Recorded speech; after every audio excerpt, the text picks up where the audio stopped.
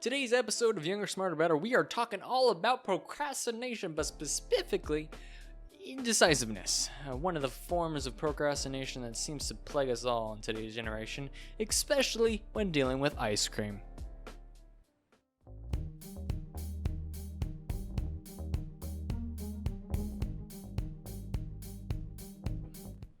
To begin us off, talking about indecisiveness, we have to talk about making choices, making decisions in your day. So first thing I want to make you aware of is that you make choices every single day. Surprise! I knew it was really interesting for you to learn that. Next thing we have to learn is that these choices make up what your day looks like. If you decide to work on an assignment or to put it off, that is your choice and you made that choice, and therefore deciding what your day looks like. Did your day look productive? Did it look fun? Did you choose to do fun things? Did you choose to do boring things? And then next step is talking about the idea that making choices actually costs you energy. Lo and behold, the more choices you make in a day, the more tired you seem to be, the more mental fatigued you are at the end of the day. If you want to hear more about this topic of mental energy and depreciating over the door, how to replenish that mental energy, you can look into our episode all about self-discipline.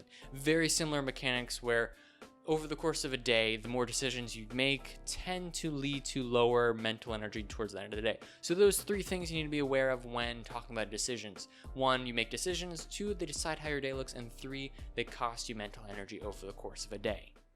Second thing we're talking about, first step in making decision is to gather information. Number 1, gather information. That includes talking to people. That includes looking at your options. When we're dealing specifically with ice cream, however, you see 100 different options available in front of you. That's your information. That's a lot of your information right there. But your information can even go further than that. Asking friends of their what they know about ice cream, asking the ice cream man if he's got any secret flavors. A lot of the options that you have available to you are oftentimes limited.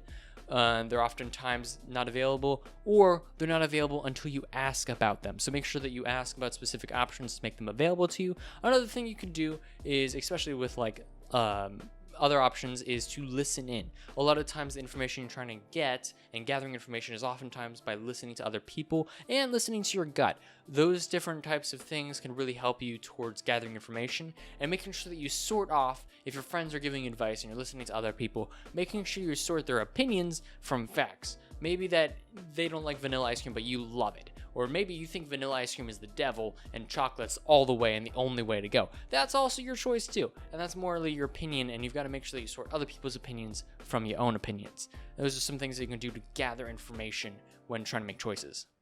Second thing we're talking about when making choices and making sure that we get rid of procrastination and indecisiveness, we want to look at eliminating options. Oftentimes, the more options you have available to, maybe you have 100 different flavors available to you and maybe 200 different mix-ins, right? That's a lot of different possibilities. And what happens is when you're making a choice like that with a lot of different possibilities and a lot of different opportunities, right? Your brain starts to think about what happens if you don't choose a certain option. So what happens if you choose vanilla ice cream, right, with like chocolate sauce? It would start to think about, oh man, that other ice cream looks really good right now after you've gotten it. So you start to regret those choices that you made because there's so many other options that you could have made. And so what you got to do is you got to start eliminating options. Well, I'm not really interested in this right now. This looks too expensive, or you don't like this. Start eliminating other options. And what we'll do is it will shorten the amount of, it will make the size that you have decisions to make out of much smaller. And what happens is that it's a lot easier for you to make decisions and you regret your choices less when you start to eliminate other options. So once you gather all the information, you make sure that you have a surplus of information, right? Then you start to cut that information down, cut everything that you can out of it, to just really make it easier for you to make a choice. And once you get to your top 10, your top 5, that's when you start really making decisions. And that's where your next step plays in right now. One of the great things about making a choice about ice cream is that you can taste test. You can take a sample of the ice cream, maybe your top 3, you're like, I really like mint chocolate chip, chocolate and vanilla. I'm gonna take a little sample of that, you can get a taste, right? But when you're making other decisions outside of ice cream, it's really hard to get that taste test because it's not available to you.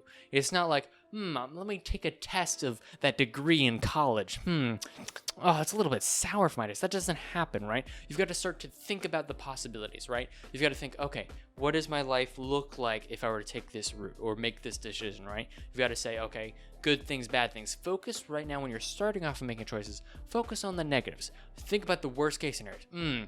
Art degree. don't get a job, live in McDonald's. Okay, that's the worst case possible scenario, right? You still choose that option. Okay, great. Now it's time for you to work to make it not the worst case scenario. It's time for you to improve upon the worst possible case scenario, because you can't really make a choice without accepting the worst case scenario. Because if you make a choice and don't accept that the worst case scenario is a possibility, then you're gonna have a really hard time making choices in the future.